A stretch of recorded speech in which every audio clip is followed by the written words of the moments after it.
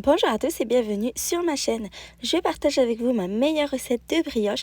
C'est vraiment la plus simple au monde et pas besoin d'être équipé d'une balance. Dans cette recette, je vous facilite la vie.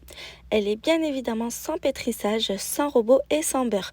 Il est impossible de la rater, je vous le garantis. Allez, c'est parti. Pour les mesures, j'utilise un pot de yaourt de 100 g. Donc je commence par ajouter 2 pots de lait tiède. J'ajoute une grosse cuillère à soupe de levure de boulanger déshydratée, un pot et demi de sucre. Bien sûr, vous avez la possibilité d'en mettre moins. Je mélange correctement avec le fouet et je mets de côté 5 minutes le temps que la levure se réhydrate. Attention à ne pas utiliser du lait ni trop chaud ni trop froid, sinon votre levure va mal se délayer. Ensuite, j'ajoute un pot de yaourt. J'ai utilisé un yaourt à la vanille, mais vous pouvez utiliser la saveur de votre choix ou mettre un yaourt nature. Je mélange bien jusqu'à ce qu'il n'y ait plus de morceaux de yaourt apparents. J'ajoute un œuf. On ne le voit pas à la caméra, mais j'ai aussi ajouté une cuillère à café d'extrait de vanille. Pour plus d'idées de recettes, je vous invite à vous abonner à ma chaîne, sans oublier d'activer la cloche de notification, je publie régulièrement. J'ajoute ensuite un pot d'huile, j'ai voulu changer un peu du beurre. Si vous voulez quand même utiliser du beurre, vous remplacez par un pot et demi de beurre fondu. Une fois que tout est bien mélangé et homogène, je commence à ajouter la farine. Je l'ajoute progressivement pour contrôler la quantité, il vaut mieux en mettre pas assez et puis en rajouter que trop. Je commence par 3 pots et je mélange bien avant de continuer. Si vous avez l'intention d'essayer la recette, dites-le moi en commentaire. J'ajoute une petite pincée de sel et je continue avec la farine. Je veille toujours à ce qu'elle soit bien intégrée entre chaque ajout. Donc en tout, il m'a fallu 8 pots et demi de farine pour arriver à l'aspect de pâte que je désirais.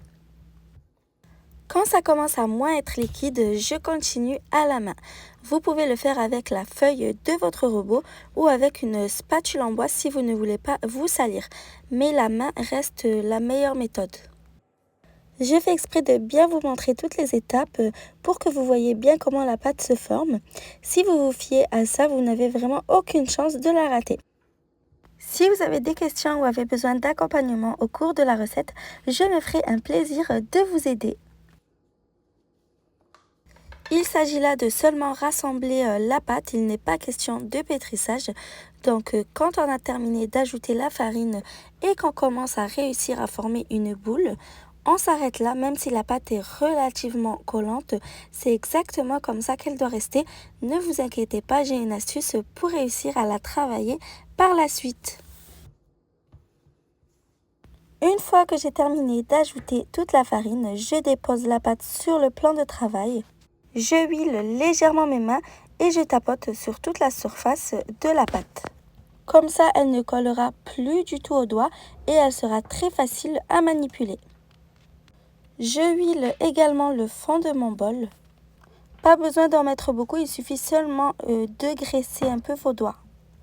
Je recouvre d'un torchon propre et je laisse lever 1h30 à 2h. Tout dépendra de la température de votre cuisine, il se peut qu'elle ait besoin de plus ou moins. Après avoir dégazé ma pâte et huilé légèrement le plan de travail, je la dépose dessus. Je dégaze à nouveau la pâte bien avec les poings.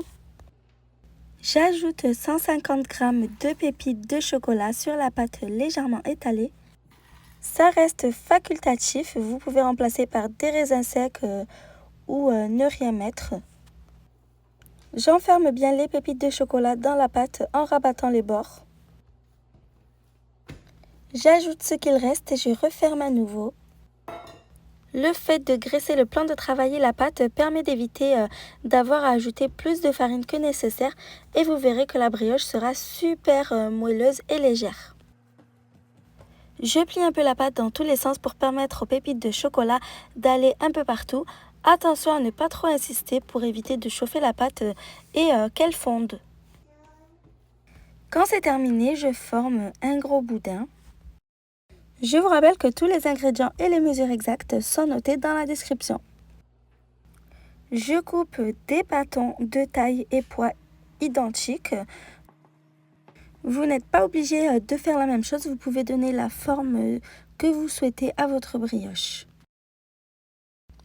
Donc moi j'ai coupé 7 pâtons et je commence à les former en petites boules. Si la recette te plaît, n'oublie pas de mettre un petit pouce bleu pour m'encourager.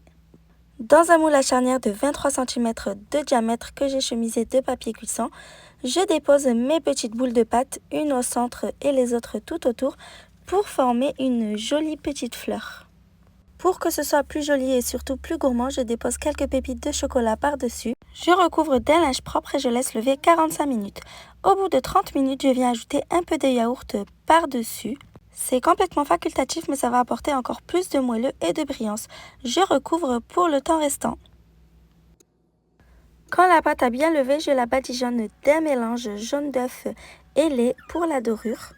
Et je l'enfourne à 180 degrés pour 20 minutes. À la sortie du four, la brioche doit être bien dorée. Franchement, la recette est trop facile comme vous le voyez. J'aimerais vraiment que vous la testiez tous. Je la démoule immédiatement. Et regardez-moi cette texture, elle est juste parfaite, super moelleuse et filante. Elle se conserve super bien à température ambiante. J'espère vraiment que la recette vous a plu. Si c'est le cas, comme d'habitude, n'oubliez pas de commenter, de liker et de partager la vidéo. À bientôt!